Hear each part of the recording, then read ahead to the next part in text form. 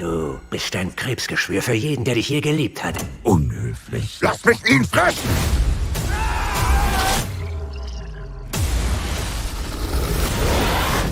It felt like you took the best parts of the first Venom movie and put them front and center in the sequel. Can you tell us how you approached Venom 2? We took a lot of time after the first film came out to take feedback, to see what the critics had said, and they didn't, think very highly of it, and then also to hear back from what the audience thought, and they quite liked it, and we had a good look at what we thought was, what people were responding to, and what we could have done better, and worked, to consolidate that, and I think that was what went into the sort of story preparation element, and then we got into filming it, which is where you come in.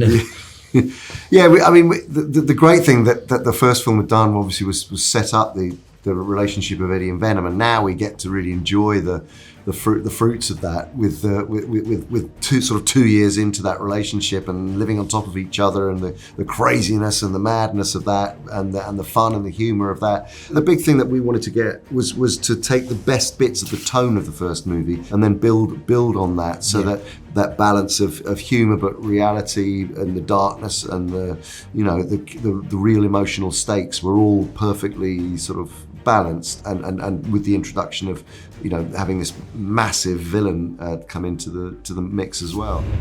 Ich hab schon früher Blut gekostet und das ist was anderes. Das Einzige, was ich je auf dieser Welt wollte, ist ein Gemetzel. So this is your first role in a big superhero movie. What drew you to the part of Cletus Cassidy and Carnage? Initially, I was sent the script by Ruben Fleischer, who was the director of the first one, who did Zombieland, and good buddy of mine and someone I really trust. And even though I just had a very small thing to do on that first one, I had to trust that. Because I had to be in for the second one, I just had to trust that it was going to be great and Ruben would do a great job. Of course, Ruben didn't do the second one, but Andy Serkis did, who also is a great buddy of mine, and I thought he did a bang-up job. Speaking of the first movie, I just have to ask, what happened to your wig you wore in the post-credit scene of the first Venom movie? Didn't like it. So you just got rid of it? Just got rid of it, used a different one. Great. How did you prepare for the role? Did you watch a bunch of Ted Bundy documentaries or something like that? I did not do that. Because I already studied a long time ago serial killers, and I didn't want to go down that rabbit hole again, I can tell you. I looked at a lot of the old comics, tried to understand where Cletus was coming from, what made him so deranged. Anyone like this who's particularly messed up and violent, they've had terrible things happen in their childhood, almost without exception. It's not like they were raised in a rosy little happy home, starting with St. Estes and the school, or even before that with the family. You can just see how badly he was treated and how he kind of absorbed all that.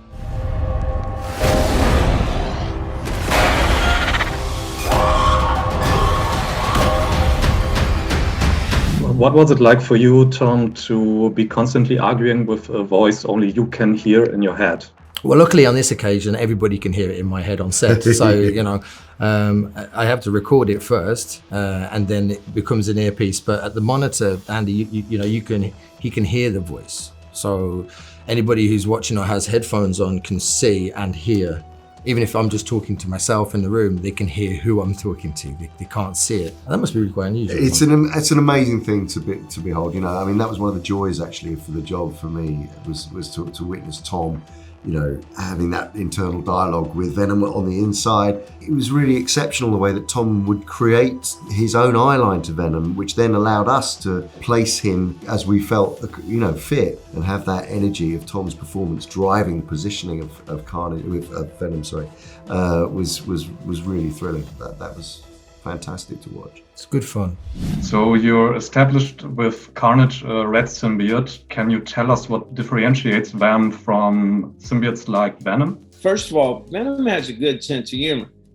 And Venom also has some goodness in it. You know what I mean? Like Carnage to me is just pure evil, very, very just bent on destruction and havoc, you know? Do you already have any ideas for Venom 3? Maybe a crossover with a certain friendly neighborhood Spider-Man or some other Sony Marvel characters in general? There's not a lot we can really say about that in specificity, but it would be remiss not to dream, you know, of the potential of, you know, Venom and Spider-Man meeting. It would be ridiculous not to want to see that happen, you know.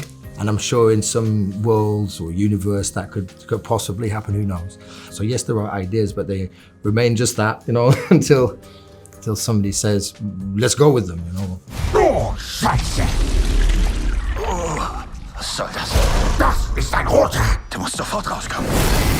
Dann erlaube ich dir, alle zu fressen. Versprochen? Versprochen. Oh, ja! Eddie, bei dir fühle ich mich zu Hause. Wie in einer Familie.